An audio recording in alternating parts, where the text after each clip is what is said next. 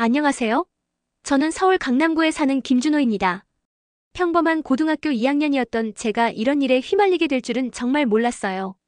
모든 것은 그 답답한 월요일 오후에 시작되었습니다. 학교에서 돌아온 저는 평소처럼 방에 들어가 책가방을 던져놓고 컴퓨터 앞에 앉았습니다.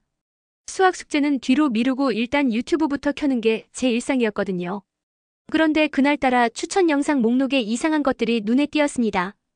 틱톡에서 넘어온 영상들이 유튜브 쇼츠에도 올라와 있었는데 제목부터 심상치 않았어요. 고구려 대왕의 무덤이라며 중국 길림성의 유적을 소개하는 영상이었습니다. 처음에는 그냥 중국에 있는 고구려 유적을 소개하는 건가 했는데 영상을 보니 완전히 달랐어요. 이 영상 속 중국인 크리에이터는 유창한 중국어로 고구려를 중국의 지방 정권이라고 소개하고 있었습니다.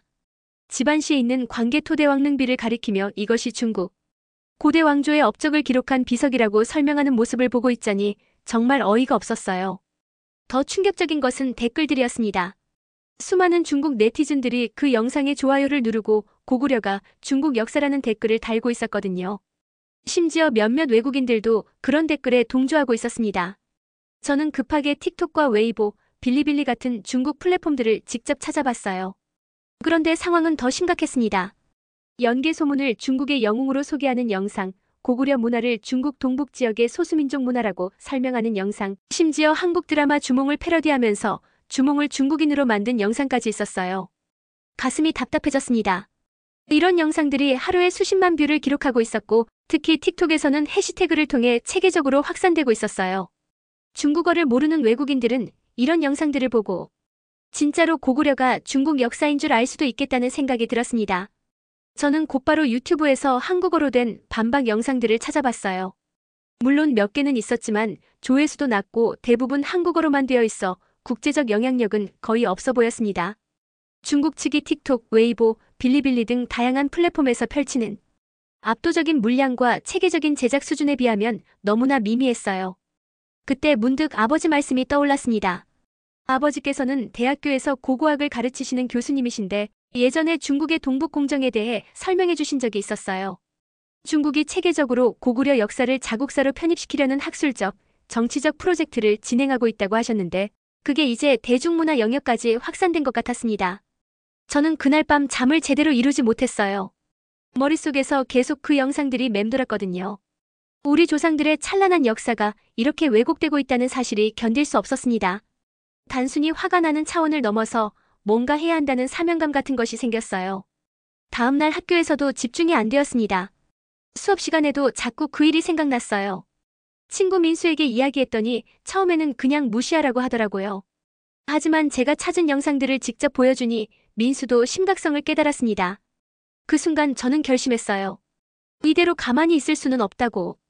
우리 역사를 지키기 위해 뭔가 해야겠다고. 하지만 막상 무엇을 해야 할지는 막막했습니다. 고작 고등학생인 제가 이런 거대한 문제에 맞설 수 있을까 하는 의구심도 들었고요. 하지만 포기할 수는 없었어요. 그날 저녁 저는 아버지께 모든 것을 털어놓기로 했습니다. 저녁 식사 시간이었습니다. 평소 같으면 엄마가 차려주신 밥을 허겁지겁 먹고 방으로 들어가곤 했는데 그날은 달랐어요. 아버지 앞에 앉아서 한참을 망설이다가 입을 열었습니다. 아버지, 저 오늘 정말 이상한 걸 봤어요. 아버지께서는 신문을 보시다가 고개를 들으셨어요. 뭔데 그렇게 심각한 표정이냐고 물으시더라고요. 저는 오늘 본 영상들에 대해서 차근차근 설명드렸습니다. 틱톡에서 고구려를 중국 역사로 소개하는 영상들, 웨이보에서 확산되는 왜곡된 정보들, 빌리빌리에서 조회수 수백만을 기록하는 동북공정 관련 콘텐츠들까지요. 처음에 아버지께서는 그냥 무시하라고 하셨어요. 인터넷에는 이상한 사람들도 많고 잘못된 정보도 넘쳐난다면서요. 하지만 제가 직접 찾은 자료들을 보여드리자 표정이 점점 심각해지셨습니다. 준호야, 이건 단순한 개인의 잘못된 주장이 아니다. 이게 바로 중국의 동북공정이야. 아버지께서는 신문을 접으시고 저에게 자세히 설명해 주셨어요. 동북공정이 이미 20년 넘게 진행되고 있는 중국 정부 차원의 프로젝트라는 것, 학술 연구부터 시작해서 이제는 대중문화까지 침투했다는 것, 그리고 이것이 단순히 역사 해석의 차이가 아니라 체계적인 역사 왜곡이라는 것을 알려주셨습니다. 그런데 아버지 말씀을 들으면서 오히려 더 화가 났어요. 이런 심각한 일이 벌어지고 있는데 왜 우리나라에서는 제대로 대응하지 않는 건지 이해할 수 없었거든요. 저는 그날 밤 잠을 이루지 못하고 계속 인터넷을 뒤졌습니다. 한국 정부의 대응, 학계의 반박, 시민사회의 움직임까지 모든 걸 찾아봤어요. 물론 노력하시는 분들도 계셨지만 중국 측의 압도적인 물량 공세와 체계성에 비하면 턱없이 부족해 보였습니다. 특히 젊은 세대를 겨냥한 콘텐츠에서는 완전히 밀리고 있었어요. 틱톡이나 인스타그램 같은 플랫폼에서는 중국 측 영상들이 압도적으로 많았고 영어나 다른 외국어로 제작된 한국 측 반박 콘텐츠는 거의 찾을 수 없었습니다. 그때 문득 깨달았어요. 화만 내고 있을 게 아니라 직접 뭔가 해야겠다고. 그런데 막상 무엇을 해야 할지는 막막했습니다. 저는 그냥 평범한 고등학생이었고 역사학을 전공한 것도 아니었거든요. 다음날 학교에 가서 친구들과 이야기해봤어요. 민수뿐만 아니라 다른 친구들에게도 어제 본 영상들을 보여줬습니다. 대부분은 처음에 별로 관심을 보이지 않았어요. 그냥 중국 사람들이 이상한 소리 하는 거 아니냐고 하더라고요. 하지만 영상을 직접 보여주자 분위기가 달라졌습니다. 특히 우리 반에서 가장 공부를 잘하는 수연이가 심각하게 받아들였어요. 수연이는 평소에 역사에 관심이 많았는데 이런 체계적인 왜곡이 벌어지고 있다는 사실에 충격을 받은 것 같았습니다. 그런데 가장 놀란 건 지영이었어요. 지영이는 평소에 K-팝이나 한류에 관심이 많았는데 자기가 좋아하는 중국 아이돌들도 이런 내용을 SNS에 올리고 있다는 걸 발견한 거예요. 한류를 좋아한다면서 동시에 한국 역사를 왜곡하는 내용을 퍼뜨리고 있었던 거죠. 점심시간에 우리는 진지한 대화를 나눴습니다. 이 문제가 생각보다 심각하다는 것, 그리고 우리 또래 젊은 세대가 가장 큰 타겟이 되고 있다는 것을 깨달았어요. 틱톡이나 인스타그램, 유튜브 쇼츠 같은 플랫폼은 젊은 사람들이 가장 많이 사용하는 매체니까요. 그때 민수가 한마디 했어요. 그럼 우리도 영상을 만들어 보면 어떨까? 처음에는 우리가 뭘 할 수 있겠느냐고 생각했어요. 하지만 곰곰 생각해보니 우리에게도 장점이 있었습니다. 우리는 이런 플랫폼들을 능숙하게 사용할 줄 알았고 젊은 세대가 어떤 콘텐츠를 좋아하는지도 잘 알고 있었거든요. 수연이는 역사 지식이 풍부했고 지영이는 영상 편집을 잘했어요. 민수는 영어를 잘했고 저는 기획하고 조사하는 걸 좋아했습니다. 각자의 장점을 합치면 뭔가 의미 있는 일을 할 수 있을 것 같았어요. 그날 방과 후에 우리는 카페에 모여서 구체적인 계획을 세웠습니다. 단순히 감정적으로 반박하는 것이 아니라 정확한 사실과 증거에 기반해서 체계적으로 대응하자고 했어요. 아무리 화가 나더라도 우리가 비이성적으로 행동하면 오히려 역효과가 날 수 있다고 생각했거든요. 첫 번째 목표는 명확했습니다. 중국 측이 퍼뜨리는 잘못된 정보들을 하나하나 팩트체크해서 정확한 정보를 제공하는 것이었어요. 그리고 그것을 젊은 세대가 쉽게 접할 수 있는 형태로 만들어서 다양한 플랫폼에 올리는 것이었습니다. 하지만 막상 시작하려니 문제가 많았어요. 정확한 사료나 고고학적 증거는 어디서 구해야 할지 막막했고 우리끼리만으로는 한계가 있을 것 같았습니다. 그때 저는 아버지를 떠올렸어요. 고고학과 교수이신 아버지께 도움을 요청하면 어떨까 하는 생각이 들었습니다. 처음에는 아버지께서 우리의 계획을 유치하다고 생각하실까봐 걱정했지만 이미 시작한 일이니 끝까지 해보자고 마음먹었어요. 그날 저녁 저는 용기를 내서 아버지께 우리의 계획을 말씀드렸습니다. 친구들과 함께 고구려 관련 팩트체크 영상을 만들어서 SNS에 올리고 싶다고 했어요. 처음에 아버지께서는 의외의 반응을 보이셨습니다. 준호야, 내가 그런 생각을 하고 있었구나. 사실 아버지도 요즘 이 문제 때문에 많이 고민하고 있었어. 아버지께서는 최근 학회에서도 이 문제가 심각하게 논의되고 있다고 하셨어요. 특히 젊은 세대를 대상으로 한 역사 왜곡이 SNS를 통해 빠르게 확산되고 있는데 기존의 학술적 대응만으로는 한계가 있다는 인식이 커지고 있다고 하셨습니다. 내 친구들과 함께하는 프로젝트라면 아버지가 최대한 도와줄게. 다만 조건이 있다. 아버지의 조건은 명확했습니다. 감정적인 대응은 절대 안 된다는 것, 모든 내용은 정확한 사실과 학술적 근거에 기반해야 한다는 것, 그리고 상대방을 비방하거나 모독하는 내용은 담지 말아야 한다는 것이었어요. 아버지께서는 이어서 정말 중요한 이야기를 해주셨습니다. 중국의 동북공정이 성공하고 있는 이유는 체계성과 지속성 때문이라는 것, 그리고 우리도 마찬가지로 체계적이고 지속적으로 대응해야 한다는 것이었어요. 다음 날 주말, 아버지께서는 저를 대학교 연구실로 데려가셨습니다. 처음 가본 고고학과 연구실은 정말 신기했어요. 벽면에는 고구려 관련 유물 사진들이 가득 붙어 있었고 책장에는 두꺼운 학술서들이 빼곡히 꽂혀 있었습니다. 아버지께서는 컴퓨터를 켜시더니 저에게 놀라운 자료들을 보여주셨어요. 광개토대왕릉비의 고해상도 사진, 고구려 고분벽화의 원본 이미지, 그리고 각종 출토 유물들의 상세한 기록까지. 이런 자료들이 대부분 일반에게는 공개되지 않는다는 사실을 알고 깜짝 놀랐습니다. 준호야, 이게 바로 우리가 가진 무기야. 중국 측에서 아무리 그럴듯하게 포장해도 실제 유물과 사료 앞에서는 거짓이 드러날 수밖에 없어. 아버지께서는 광개토대왕능비를 예로 들어 설명해 주셨어요. 중국 측에서는 이 비석을 중국 고대 왕조의 업적을 기록한 것이라고 주장하지만 비문의 내용을 자세히 분석해보면 고구려가 독립적인 국가였음을 명확히 보여준다는 것이었습니다. 특히 인상적이었던 건 아버지께서 보여주신 고구려 고분벽화들이었어요. 무용총, 각저총, 쌍영총 같은 곳의 벽화들은 정말 아름다웠는데 그 속에 담긴 문화적 특징들이 중국과는 확실히 다르다는 것을 알 수 있었습니다. 아버지께서는 USB의 핵심 자료들을 정리해서 주셨어요. 다만 이 자료들을 사용할 때는 반드시 출처를 명확히 밝히고 저작권을 존중해야 한다고 당부하셨습니다. 그리고 무엇보다 중요한 조언을 해주셨어요.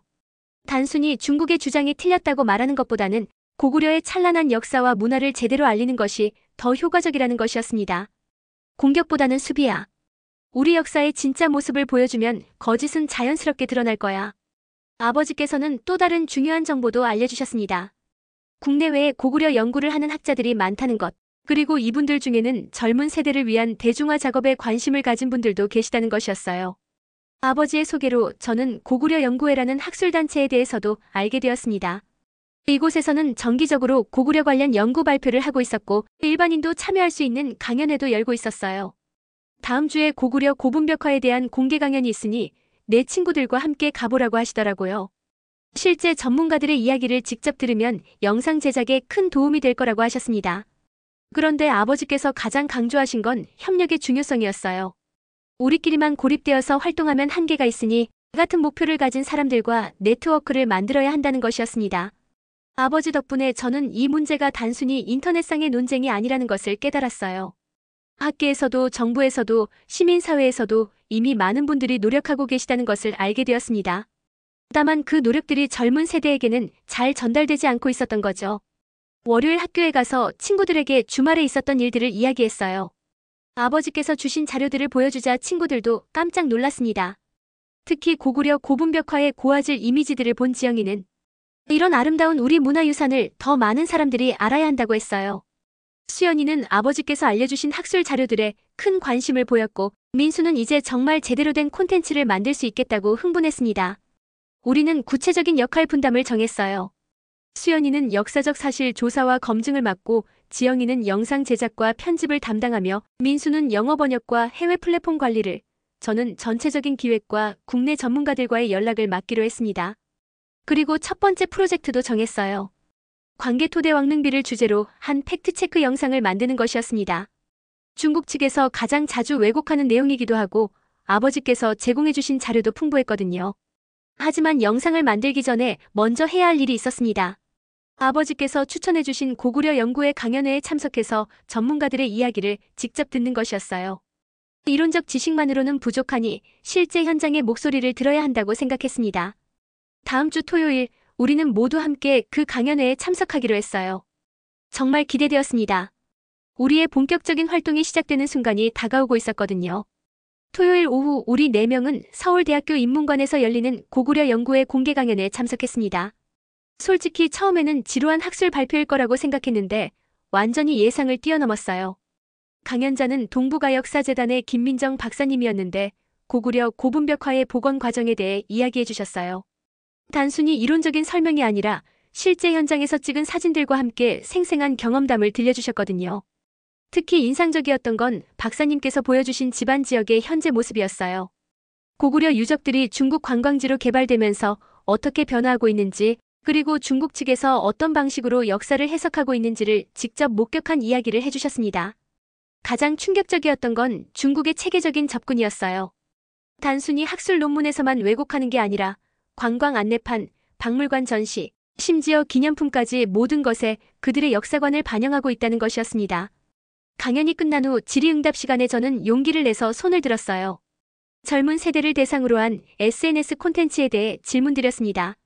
요즘 틱톡이나 유튜브에서 고구려 관련 잘못된 정보들이 많이 퍼지고 있는데 이에 대해 어떻게 대응해야 할까요? 김민정 박사님의 답변은 정말 인상적이었어요. 기존의 학술적 대응만으로는 한계가 있으니 젊은 세대가 직접 나서서 올바른 정보를 퍼뜨리는 것이 중요하다고 하셨습니다. 특히 같은 또래끼리 소통하는 것이 더 효과적일 수 있다고 말씀해 주셨어요. 강연이 끝난 후 우리는 박사님께 직접 인사를 드렸어요. 우리의 계획을 말씀드리니 정말 기뻐하시더라고요. 그리고 놀라운 제안을 해주셨습니다. 혹시 관심 있으면 우리 연구팀의 고등학생 자문단에 참여해보지 않을래요? 요즘 젊은 세대를 위한 역사 콘텐츠 개발 프로젝트를 진행하고 있거든요. 우리는 서로 눈빛을 교환했어요. 이건 정말 기회였습니다. 전문가들과 함께 작업할 수 있다니요. 그 자리에서 박사님은 우리에게 몇 가지 조언을 해주셨어요. 첫째, 팩트체크만 하지 말고 스토리텔링을 활용하라는 것. 둘째, 다양한 언어로 콘텐츠를 제작해서 국제적 영향력을 키우라는 것. 셋째, 지속 가능한 활동을 위해서는 체계적인 조직이 필요하다는 것이었습니다. 집에 돌아와서 우리는 카페에 모여 진지한 회의를 했어요. 이제 단순한 친구들의 프로젝트가 아니라 정식 팀을 만들어야겠다고 생각했습니다. 먼저 팀 이름을 정했어요. 여러 후보 중에서 고구려 팩트체크라는 의미의 고팩트로 결정했습니다. 고구려의 고와 팩트를 합친 것인데 발음도 좋고 기억하기도 쉬웠어요. 다음으로는 역할을 더 구체적으로 나눴습니다. 저는 팀 리더로서 전체 기획과 대외 협력을 맡았어요. 수연이는 리서치 팀장으로서 사실 확인과 자료 조사를 담당하고 지영이는 크리에이티브 디렉터로서 영상 제작과 디자인을 맡았습니다. 민수는 글로벌 매니저로서 해외 플랫폼 관리와 번역을 담당하기로 했어요. 그런데 우리만으로는 부족하다는 걸 깨달았어요. 더 많은 사람들이 필요했습니다. 특히 중국어나 일본어를 할 줄 아는 친구들, 그리고 각 SNS 플랫폼에 특화된 콘텐츠를 만들 수 있는 친구들 말이죠. 다음 주부터 우리는 학교에서 동아리 모집을 시작했어요. 처음에는 역사 동아리 친구들에게 물어봤는데 생각보다 관심을 보이는 친구들이 많았습니다. 특히 3학년 선배인 이승민 선배가 합류해 주셨어요. 승민 선배는 중국어를 정말 잘했고 중국 교환학생 경험도 있어서 중국 플랫폼들에 대해 잘 알고 계셨어요. 또 1학년 후배인 박소영이도 참여했는데 소영이는 일본어를 잘했고 인스타그램 인플루언서로 활동한 경험이 있었어요. 그렇게 한 주 만에 우리 팀은 6명으로 늘어났습니다. 각자의 전문 분야가 달라서 정말 든든했어요. 첫 번째 정식 팀 미팅을 할 때 우리는 구체적인 활동 계획을 세웠습니다. 우선 한 달에 최소 2개의 팩트체크 영상을 제작하기로 했어요. 하나는 중국 측의 잘못된 주장을 반박하는 내용이고 다른 하나는 고구려의 진짜 역사와 문화를 소개하는 내용으로 말이죠. 플랫폼별로도 전략을 세웠어요. 유튜브에는 10분 내외의 상세한 설명 영상을, 틱톡과 인스타그램 릴스에는 1분 내외의 임팩트 있는 쇼트폼을, 그리고 페이스북과 트위터에는 인포그래픽과 함께하는 포스팅을 올리기로 했습니다. 가장 중요한 건 언어별 전략이었어요. 우선 한국어와 영어는 기본이고 중국어와 일본어 버전도 만들기로 했습니다. 승민 선배가 중국어를, 소영이가 일본어를 담당하기로 했어요. 그런데 여기서 문제가 생겼어요. 플랫폼마다 영상 제작 프로그램이 다르고 편집 스타일도 달라야 한다는 것이었습니다. 지영이 혼자서는 모든 걸 감당하기 어려웠어요. 그때 승민 선배가 좋은 아이디어를 제시했어요. 각 플랫폼별로 전담 에디터를 두자는 것이었습니다. 지영이는 유튜브 메인 영상을 담당하고 소영이는 인스타그램 릴스를, 그리고 새로 들어올 팀원들이 틱톡과 기타 플랫폼을 담당하는 방식으로 말이죠. 마침 다음 주에 우리 학교에서 동아리 박람회가 열린다고 했어요. 우리도 부스를 차려서 더 많은 친구들을 모집하기로 했습니다. 첫 번째 미팅을 마치고 집에 돌아오는 길에 정말 뿌듯했어요. 일주일 전만 해도 막막하기만 했던 일이 이제 구체적인 형태를 갖춰가고 있었거든요. 하지만 동시에 부담감도 컸어요. 이제 정말 시작이구나 하는 생각이 들었습니다. 우리가 만들 콘텐츠가 많은 사람들에게 영향을 줄 수 있다는 것, 그만큼 책임감도 크다는 것을 깨달았어요. 그날 밤 아버지께 팀 결성 소식을 알려드렸어요. 아버지께서는 정말 기뻐하시면서도 한 가지 당부의 말씀을 해주셨습니다. 준호야, 이제 혼자가 아니라 팀이니까 더욱 신중해야 해. 한 사람의 실수가 전체 팀에 영향을 줄 수 있으니까 말이야. 맞는 말씀이었어요. 이제 우리는 고팩트라는 이름으로 활동하게 될 테니 모든 행동에 더욱 책임감을 가져야 했습니다. 다음 주 동아리 박람회가 정말 기대되었어요. 과연 얼마나 많은 친구들이 우리 활동에 관심을 보일지, 그리고 우리가 목표로 하는 규모의 팀을 만들 수 있을지 궁금했습니다. 동아리 박람회는 대성공이었어요. 우리가 준비한 고구려 유적 사진 전시와 함께 중국 플랫폼에 왜곡된 영상들을 비교, 전시하니까 정말 많은 학생들이 관심을 보였거든요. 특히 놀라웠던 건 외국인 교환학생들의 반응이었어요. 미국에서 온 제이슨이라는 학생은 자기도 틱톡에서 그런 영상들을 본 적이 있다면서 진짜 역사가 궁금하다고 하더라고요. 프랑스에서 온 마리도 한국사에 관심이 많다면서 우리 팀에 참여하고 싶다고 했어요. 결국 우리 팀은 10명으로 늘어났어요. 한국 학생 8명에 외국인 교환학생 2명까지. 정말 국제적인 팀이 된 거죠. 이제 본격적으로 첫 번째 영상을 만들 차례였어요. 주제는 아버지께서 추천해주신 광개토대 왕릉비로 정했습니다. 중국 측에서 가장 자주 왜곡하는 내용이면서도 우리가 가진 자료가 가장 풍부했거든요. 첫 번째 기획회의에서 우리는 영상의 구성을 짰어요. 도입부에서는 최근 중국 플랫폼에서 퍼지고 있는 잘못된 주장들을 소개하고, 본론에서는 실제 사료와 고고학적 증거를 바탕으로 사실을 설명하며, 마지막에는 광개토대왕의 진짜 업적을 소개하는 방식으로 말이죠. 수연이가 정말 열심히 조사해왔어요. 광개토대왕릉비의 원문부터 시작해서 국내외 학자들의 해석, 그리고 중국 측 주장의 문제점까지 정리한 자료가 A사 용지로 20장이 넘었거든요. 지영이는 영상 콘티를 짰는데 정말 전문적이었어요. 단순히 설명만 하는 게 아니라 비문의 탁본 이미지, 고고학적 발굴 현장 사진, 그리고 3D 애니메이션까지 활용하는 계획이었습니다. 민수는 영어 스크립트를 준비했는데 단순 번역이 아니라 영어권 시청자들이 이해하기 쉽도록 문화적 맥락까지 설명하는 내용으로 만들었어요. 승민 선배는 중국어 버전을 준비하면서 정말 신경을 많이 썼어요. 중국어로 된 반박 영상을 만드는 것이니까 표현 하나하나가 중요했거든요. 너무 공격적이면 역효과가 날 수 있고, 그렇다고 너무 소극적이면 메시지가 전달되지 않을 수 있으니까요. 가장 어려웠던 건 영상의 톤 앤 매너를 정하는 것이었어요. 우리는 수차례 회의를 거쳐서 교육적이면서도 흥미로운 다큐멘터리 스타일로 가기로 했습니다. 감정적으로 흥분하거나 상대방을 비난하는 톤은 절대 사용하지 않기로 했어요.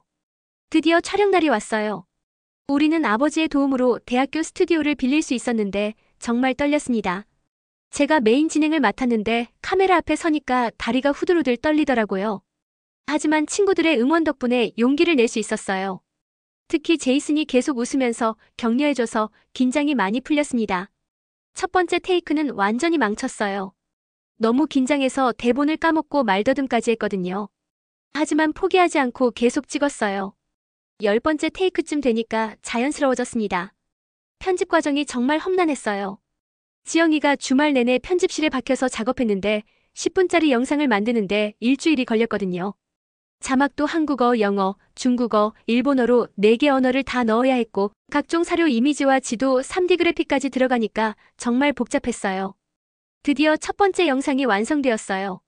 제목은 광개토대왕릉비가 말하는 진실 마이너스 1600년 전 고구려의 목소리였습니다.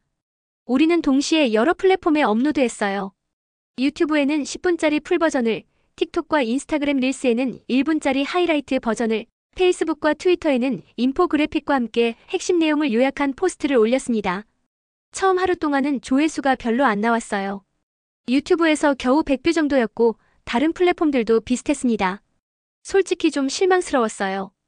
그런데 이틀째부터 상황이 바뀌기 시작했어요. 아버지께서 고구려 연구회 카페에 우리 영상을 공유해 주셨고, 김민정 박사님도 자신의 SNS에 우리 영상을 리포스트해 주셨거든요. 갑자기 조회수가 급상승했어요. 유튜브에서 하루 만에 10,000뷰를 넘었고 틱톡에서는 10만 뷰를 기록했습니다. 댓글도 폭발적으로 달리기 시작했어요. 대부분은 응원 댓글이었지만 일부 중국 네티즌들의 반발 댓글도 있었어요. 하지만 우리가 예상했던 것만큼 심하지는 않았습니다. 오히려 우리의 차분하고 학술적인 접근 방식에 대해 긍정적으로 평가하는 댓글들이 더 많았어요. 특히 기뻤던 건 외국인들의 반응이었어요. 제이슨의 친구들이 미국에서 우리 영상을 보고 정말 인상적이었다고 연락을 해왔거든요. 마리도 프랑스의 한국학 연구 모임에 우리 영상을 공유했다고 했어요. 그런데 정말 놀라운 일이 벌어졌어요. 우리 영상을 본 캐나다의 한 고구려 연구자가 직접 메일을 보내온 거예요. 젊은 세대가 이런 수준 높은 콘텐츠를 만든 것에 감동받았다면서 자신도 도움을 주고 싶다고 하더라고요. 일주일 만에 우리 영상은 총 50만 뷰를 기록했어요. 유튜브 2만, 틱톡 20만, 인스타그램 10만, 그리고 기타 플랫폼에서 5만 뷰 정도였습니다. 더 중요한 건 파급 효과였어요. 우리 영상을 본 다른 한국 크리에이터들도 고구려 관련 콘텐츠를 만들기 시작했거든요.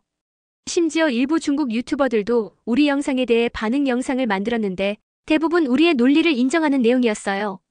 하지만 성공과 함께 새로운 도전도 시작되었어요. 더 많은 사람들이 우리를 주목하게 되면서 더 높은 수준의 콘텐츠를 요구하기 시작한 거죠. 특히 일부 전문가들은 고등학생들이 만든 콘텐츠라고 해서 학술적 엄밀성이 부족하다고 지적하기도 했어요. 물론 대부분은 격려의 의미였지만 우리로서는 더 신중해져야 한다는 압박감을 느꼈습니다. 두 번째 영상 주제를 정하는 회의에서 우리는 더욱 신중해졌어요.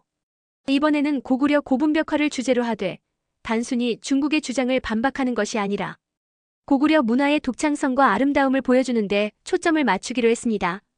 그리고 우리는 한 가지 중요한 결정을 내렸어요. 앞으로는 영상 제작 전에 반드시 전문가의 감수를 받기로 한 것이었습니다. 김민정 박사님께서 감수를 도와주시겠다고 하셨거든요. 첫 번째 영상의 성공은 우리에게 큰 자신감을 주었지만 동시에 더 큰 책임감도 안겨주었어요. 이제 우리의 목소리에 귀 기울이는 사람들이 많아졌으니까 더욱 정확하고 수준 높은 콘텐츠를 만들어야 한다는 사명감을 느꼈습니다. 두 번째 영상을 준비하고 있을 때였어요. 갑자기 이상한 일들이 벌어지기 시작했습니다. 먼저 우리 유튜브 채널에 대량의 악성 댓글이 달리기 시작했어요. 처음에는 그냥 일부 네티즌들의 개별적인 반발인 줄 알았는데 패턴을 보니까 뭔가 조직적이었습니다. 댓글들이 거의 비슷한 시간대에 올라왔고 사용하는 단어나 문구도 비슷했거든요. 더 심각한 건 신고 공작이었어요. 어느 날 갑자기 우리 틱톡 계정이 일시정지되었다는 알림이 왔어요. 이유는 저작권 침해라고 했는데 우리가 사용한 모든 자료는 출처를 명확히 밝혔고 공정 이용 범위 내에서 사용한 것들이었거든요. 승민 선배가 급하게 이의 신청을 넣었지만 처리되는데 일주일이 걸렸어요. 그 사이에 우리가 준비하던 두 번째 영상의 출시가 완전히 꼬여버렸습니다. 인스타그램에서도 비슷한 일이 벌어졌어요. 우리 계정이 갑자기 스팸 계정으로 분류되면서 노출이 현저히 줄어든 거예요. 평소에 10,000명 정도가 보던 우리 포스트가 갑자기 1,000명도 안 되게 줄어들었어요. 가장 당황스러웠던 건 가짜 계정들이었습니다. 우리 고팩트와 비슷한 이름으로 만든 가짜 계정들이 우리를 사칭해서 엉터리 내용을 올리기 시작한 거예요. 고팩트 진짜, 고팩트 공식 같은 이름으로 말이죠. 이 가짜 계정들은 의도적으로 말도 안 되는 극단적인 주장들을 올렸어요. 중국을 무조건 비방하거나 근거 없는 음모론을 퍼뜨리는 내용들이었습니다. 그러면서 마치 우리가 그런 주장을 하는 것처럼 보이게 만들었어요. 처음에는 어떻게 대응해야 할지 몰라서 정말 당황했어요. 우리끼리 긴급 회의를 열어서 대책을 논의했지만 고등학생인 우리에게는 너무 복잡한 문제였습니다. 그때 김민정 박사님께 도움을 요청했어요. 박사님께서는 이런 일이 예상되었다면서 체계적인 대응 방안을 알려주셨습니다. 첫째, 모든 공식 계정에 인증 마크를 받을 것. 둘째, 악성 댓글이나 신고에 대해서는 감정적으로 대응하지 말고 담담하게 사실만 제시할 것. 셋째, 가짜 계정에 대해서는 즉시 신고하고 우리 공식 SNS에서 명확히 해명할 것. 박사님의 조언 중에서 가장 중요했던 건 이런 방해 공작 자체가 우리 활동이 효과적이라는 증거라는 것이었어요. 만약 우리가 아무런 영향력이 없었다면 굳이 이런 조직적인 방해를 하지 않았을 거라고 하시더라고요. 우리는 박사님의 조언에 따라 체계적으로 대응하기 시작했어요. 먼저 모든 플랫폼에서 공식 계정 인증을 받았고 가짜 계정들에 대해서는 일일이 신고했습니다. 그리고 우리 공식 웹사이트를 만들었어요. 지영이의 오빠가 웹 개발자였는데 도움을 주셨거든요. 웹사이트에는 우리의 공식 소셜미디어 링크와 함께 팀 소개, 활동 목표, 그리고 지금까지 만든 모든 콘텐츠를 정리해서 올렸어요. 악성 댓글에 대해서는 새로운 전략을 세웠어요. 일일이 답변하는 대신 자주 나오는 질문이나 비판에 대한 FAQ 영상을 만든 거예요. 감정적으로 반박하지 않고 차분하게 사실과 근거를 제시하는 방식으로 말이죠. 가장 어려웠던 건 플랫폼 정책을 이용한 압박이었어요. 우리가 사용한 역사자료, 이미지들에 대해 저작권 이의 신청이 들어오기 시작한 거예요. 물론 대부분은 근거 없는 신고였지만 플랫폼에서는 일단 콘텐츠를 숨기고 검토하는 방식이었거든요. 이 문제를 해결하기 위해 우리는 아예 다른 접근을 했어요. 기존 자료를 사용하는 대신 직접 제작한 일러스트와 애니메이션을 늘리기로 한 거예요. 지영이가 디자인 동아리 친구들의 도움을 받아서 고구려 관련 일러스트를 직접 그리기 시작했어요. 또한 저작권 걱정 없는 자료들을 찾기 위해 국립중앙박물관, 국립문화재연구소 같은 공공기관에 연락했어요. 다행히 교육 목적으로 사용할 수 있는 고화질 이미지들을 제공받을 수 있었습니다. 그런데 방해 공작은 온라인에서만 끝나지 않았어요. 어느 날 학교에서 이상한 일이 벌어졌습니다. 우리 학교 익명 게시판에 고팩트 팀원들의 개인정보가 올라온 거예요. 물론 정확한 정보는 아니었지만 우리를 겨냥한 것은 분명했습니다. 그리고 우리가 중국 정부로부터 돈을 받고 있다는 황당한 루머까지 퍼뜨렸어요. 학교에서는 즉시 해당 게시물을 삭제하고 조사에 들어갔지만 이미 스크린샷이 다른 커뮤니티로 퍼져나간 상태였어요. 이때 정말 힘들었어요. 선의로 시작한 활동인데 이런 식으로 공격받는다니 억울하기도 하고 무섭기도 했습니다. 팀원들 중에는 그만두고 싶다고 하는 친구들도 있었어요. 특히 소영이는 정말 힘들어했어요. 1학년이라 나이도 어린데 이런 일까지 겪게 되니까 스트레스를 많이 받은 것 같았습니다. 우리는 긴급팀 미팅을 열었어요. 솔직히 이 상황을 계속할 수 있을지 아니면 잠시 활동을 중단할지 진지하게 고민했습니다. 그때 제이슨이 한 말이 우리에게 큰 힘이 되었어요. 여러분이 하는 일이 정말 중요한 일이라는 걸 이런 방해 공작이 증명하고 있잖아요. 만약 의미 없는 일이었다면 누가 이런 식으로 방해하겠어요? 맞는 말이었어요. 우리가 포기하면 결국 그들의 목적이 달성되는 거잖아요. 우리는 계속하기로 결정했습니다. 다만 몇 가지 안전장치를 마련했어요. 개인정보 보호를 더욱 철저히 하고 팀원들의 심리적 부담을 줄이기 위한 상담 시스템도 만들었습니다. 그리고 이런 방해 공작 자체를 콘텐츠로 만들기로 했어요. 우리가 겪고 있는 일들을 투명하게 공개하면서 정보 조작이 어떤 방식으로 이루어지는지 사람들에게 알리는 것이었습니다. 이 영상은 예상보다 큰 반향을 일으켰어요. 많은 사람들이 우리의 상황에 공감하고 응원해 주었거든요. 특히 다른 크리에이터들도 비슷한 경험을 했다며 연대 메시지를 보내주었습니다. 더 놀라운 건 해외 반응이었어요. 캐나다의 그 연구자뿐만 아니라 미국, 독일, 호주의 한국학 연구자들도 우리를 지지한다는 메시지를 보내왔어요. 방해 공작은 오히려 우리에게 더 큰 관심을 불러일으켰습니다. 사람들은 왜 고등학생들의 교육적 콘텐츠가 이런 공격을 받는지 궁금해했고 그 과정에서 동북공정 문제에 대해 더 많이 알게 되었어요. 한 달 동안의 시련을 겪고 나니 우리는 더 단단해졌어요. 초기의 순진함은 사라졌지만 대신 더 현실적이고 체계적인 대응 능력을 갖추게 되었습니다. 그리고 무엇보다 우리가 하는 일의 중요성을 더욱 확신하게 되었어요. 이런 조직적인 방해가 있다는 것 자체가 우리 활동이 그들에게 위협적이라는 증거였으니까요. 방해 공작을 다룬 우리 영상이 올라간 지 일주일 후 정말 놀라운 일이 벌어졌습니다. 하버드 대학교 한국학연구소의 이재현 교수님으로부터 이메일이 온 거예요. 우리의 활동을 보고 깊은 인상을 받았다면서 하버드에서 진행하는 동아시아 역사 교육 프로젝트에 우리를 초청하고 싶다고 하셨습니다. 처음에는 스팸 메일인 줄 알았어요. 하버드에서 우리 같은 고등학생들에게 연락이 올 리가 없다고 생각했거든요. 하지만 김민정 박사님께 확인해보니 정말 진짜였어요. 이재현 교수님은 한국계 미국인으로 오랫동안 고구려 연구를 해오신 분이었습니다. 특히 서구학계에서 동북공정에 대한 문제 제기를 해오셨는데 젊은 세대의 참여가 필요하다고 생각하고 계셨다고 해요.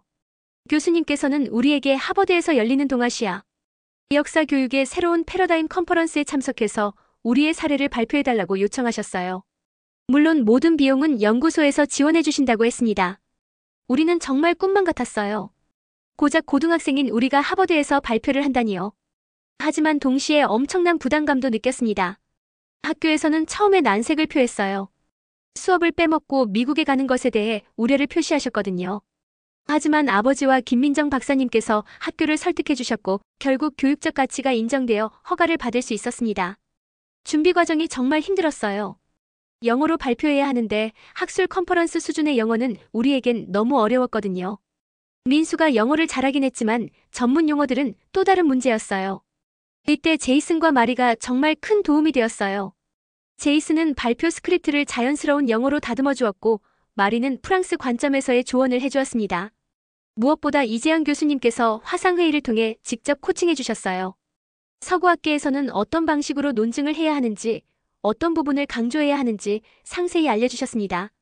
드디어 출발 날이 왔어요. 우리 팀 중에서 저, 수연이, 민수 그리고 제이슨이 함께 가기로 했습니다. 생애 첫 해외여행이었는데 그것도 하버드 대학교라니 정말 믿기지 않았어요. 보스턴에 도착했을 때의 그 감동은 지금도 잊을 수 없어요. 하버드 캠퍼스는 정말 웅장했고 그곳에서 공부하는 학생들을 보니 새로운 자극을 받았습니다. 컨퍼런스 첫날, 우리는 다른 발표자들의 발표를 들으며 정말 많은 것을 배웠어요. 일본의 역사 교과서 문제, 중국의 정보 조작 전략, 동남아시아의 역사 갈등 등 동아시아 전체에서 벌어지고 있는 다양한 역사 문제들을 접할 수 있었습니다. 특히 인상적이었던 건 대만의 한 연구자가 발표한 내용이었어요. 중국이 대만 역사를 왜곡하는 방식이 고구려에 대한 왜곡과 놀라울 정도로 유사했거든요.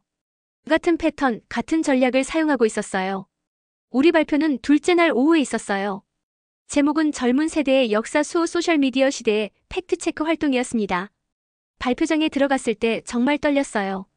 세계 각국에서 온 역사학자, 교육학자, 정책 전문가들이 앉아 있었거든요. 우리 같은 고등학생의 발표를 들으려고 온 분들이라니 믿기지 않았어요. 하지만 시작하고 나니 생각보다 자연스러웠어요. 우리가 경험한 일들, 우리가 느낀 문제점들, 그리고 우리만의 해결 방안들을 솔직하게 이야기했습니다.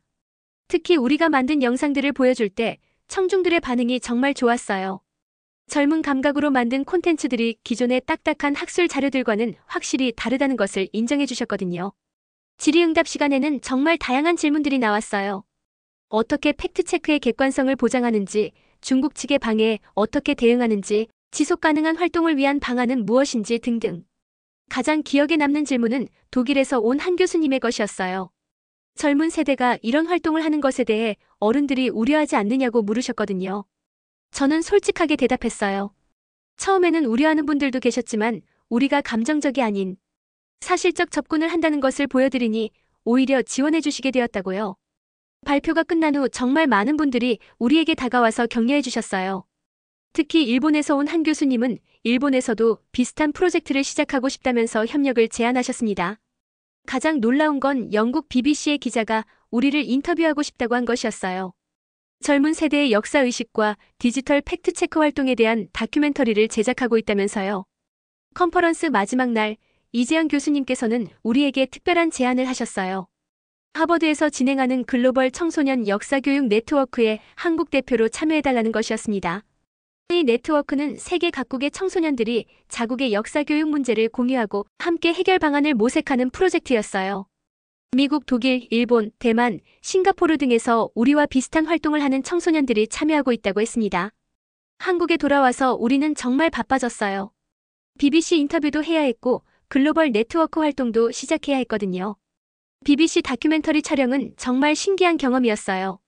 우리의 일상적인 활동 모습부터 팀 미팅, 영상 제작 과정까지 모든 걸 카메라로 담았거든요. 기자님은 우리가 어떻게 이런 활동을 시작하게 되었는지, 그리고 어떤 어려움을 겪고 있는지에 특히 관심을 보이셨어요. 글로벌 네트워크 활동은 정말 눈을 뜨게 해주었어요. 5월 1회 화상회의를 통해 각국의 상황을 공유했는데 생각보다 많은 나라에서 비슷한 문제들을 겪고 있다는 것을 알게 되었습니다. 특히 대만의 청소년 활동가들과는 많은 공통점이 있었어요. 그들도 중국의 역사 왜곡에 맞서고 있었고 비슷한 방해 공작을 겪고 있었거든요. 우리는 서로의 경험을 공유하며 더 효과적인 대응 방안들을 함께 개발했습니다. 이런 국제적 네트워크가 생기니까 정말 많은 도움이 되었어요. 혼자서는 해결하기 어려웠던 문제들을 다른 나라 친구들의 아이디어로 해결할 수 있었거든요. 더 중요한 건 우리만의 문제가 아니라는 것을 깨달은 것이었어요. 전 세계적으로 젊은 세대가 나서서 역사의 진실을 지키려고 노력하고 있다는 것, 그리고 우리가 그 일원이라는 것이 정말 뿌듯했습니다. 하버드 컨퍼런스 이후 우리의 국제적 인지도는 급상승했어요. 다른 나라 언론에서도 인터뷰 요청이 들어왔고 해외 대학들에서도 강연 초청이 왔습니다. 하지만 우리는 너무 급하게 확장하지 않기로 했어요. 아직 우리는 학생이고 공부도 해야 했거든요. 대신 정말 의미 있는 기회들만 선별해서 참여하기로 했습니다. 가장 큰 변화는 우리에 대한 국내 인식이었어요. 처음에는 그냥 열정적인 고등학생들 정도로 여겨졌는데 이제는 정말 전문적인 활동가들로 인정받기 시작했습니다. 정부 기관에서도 우리에게 자문을 구하기 시작했어요. 젊은 세대를 대상으로 한 역사 교육 정책을 만들 때 우리의 의견을 듣고 싶다고 하더라고요. 활동을 시작한 지 1년이 지났을 때 정말 놀라운 소식이 들려왔습니다. BBC 다큐멘터리 역사를 위한 젊은 목소리들이 국제 다큐멘터리 페스티벌에서 대상을 받았다는 소식이었어요. 우리의 이야기가 주요 소재 중 하나였는데 이 다큐멘터리가 전 세계 50여 개국에서 방영되면서 우리 활동이 글로벌하게 알려지게 되었습니다. 더 놀라운 건 이 다큐멘터리를 본 유네스코 교육과학문화기구에서 직접 연락이 온 것이었어요.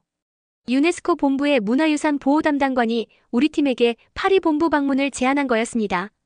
그분은 이메일에서 젊은 세대의 문화유산 보호의식과 디지털 시대의 새로운 교육, 방법론에 깊은 인상을 받았다고 하셨어요.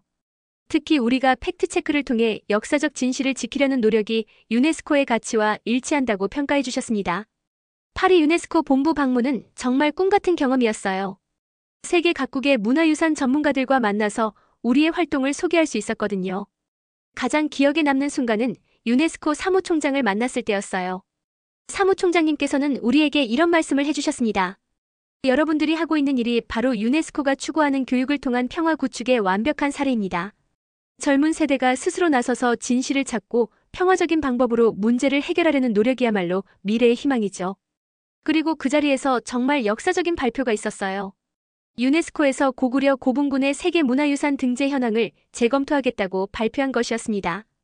현재 고구려 고분군은 중국과 북한에 각각 나뉘어 등재되어 있는데 이로 인해 고구려 역사의 전체적인 맥락이 왜곡될 우려가 있다는 지적이 계속 제기되어 왔어요.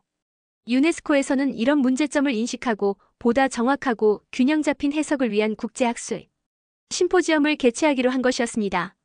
물론 우리의 활동만으로 이런 결정이 내려진 건 아니에요. 수많은 학자들과 정부, 시민사회의 오랜 노력이 있었기 때문이죠. 하지만 우리의 활동이 국제적 관심을 불러일으키는데 일정 부분 기여했다는 것은 분명했습니다. 파리에서 돌아온 후 우리는 정말 바빠졌어요. 국내외 언론에서 인터뷰 요청이 쏟아졌고 여러 기관에서 강연 요청도 들어왔거든요. 가장 뜻깊었던 건 우리 모교에서 후배들을 위한 특강을 한 것이었어요. 1년 전에는 그냥 평범한 학생이었던 우리가 이제는 후배들에게 경험을 전수하는 선배가 된 거죠. 특강에서 제가 가장 강조한 건 시작의 용기였어요. 우리도 처음에는 뭘 해야 할지 몰랐고 실수도 많이 했다고. 하지만 포기하지 않고 계속 노력하다 보니 여기까지 올 수 있었다고 말했습니다.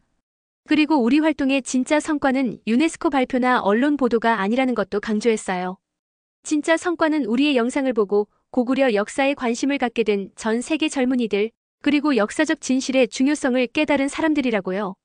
실제로 우리 채널 구독자는 50만 명을 넘어섰고 우리가 만든 영상들의 총 조회수는 2천만 뷰를 기록했어요. 더 중요한 건 우리의 활동에 영감을 받아 비슷한 프로젝트를 시작한 청소년들이 전 세계적으로 늘어나고 있다는 것이었습니다. 일본에서는 위안부 역사를 알리는 청소년팀이, 대만에서는 대만 독립운동사를 다루는 팀이, 베트남에서는 베트남 전쟁의 진실을 알리는 팀이 각각 활동을 시작했어요. 우리가 만든 네트워크를 통해 서로 정보를 공유하고 협력하고 있었습니다. 가장 기뻤던 건 중국에서도 변화가 감지되기 시작한 것이었어요. 물론 정부 차원에서는 여전히 동북 공정을 지속하고 있었지만 일부 중국 젊은이들 사이에서는 다른 목소리들이 나오기 시작했거든요. 특히 해외에 유학 중인 중국 학생들 중에는 우리의 영상을 보고 고구려 역사에 대해 다시 생각해보게 되었다는 메시지를 보내는 경우가 늘어났어요. 물론 아직은 소수이지만 변화의 씨앗이 뿌려지고 있다는 것만으로도 희망적이었습니다. 우리 팀에도 변화가 있었어요. 고3이 된 승민 선배는 하버드 대학교 동아시아학과에 조기 입학 허가를 받았어요. 우리 활동이 입학 사정관들에게 큰 인상을 주었다고 하더라고요. 수연이는 서울대학교 고고미술사학과 진학을 확정했고 지영이는 연세대학교 커뮤니케이션 대학원에서 미디어 제작을 공부하고 싶다고 했어요. 민수는 외교관이 되어서 국제 무대에서 한국의 목소리를 내고 싶다고 했습니다. 저는 아직 진로를 확정하지 못했지만 어떤 길을 가든 역사와 교육, 그리고 국제 협력과 관련된 일을 하고 싶다고 생각하고 있어요. 1년간의 활동을 돌아보면서 가장 큰 깨달음은 개인의 작은 노력도 모이면 세상을 바꿀 수 있다는 것이었어요. 우리는 그냥 평범한 고등학생들이었지만 포기하지 않고 계속 노력한 결과 이런 성과를 낼 수 있었거든요. 물론 아직 갈 길이 멀어요. 동북공정은 여전히 진행되고 있고 역사 왜곡 문제도 완전히 해결된 건 아니니까요. 하지만 이제는 혼자가 아니에요.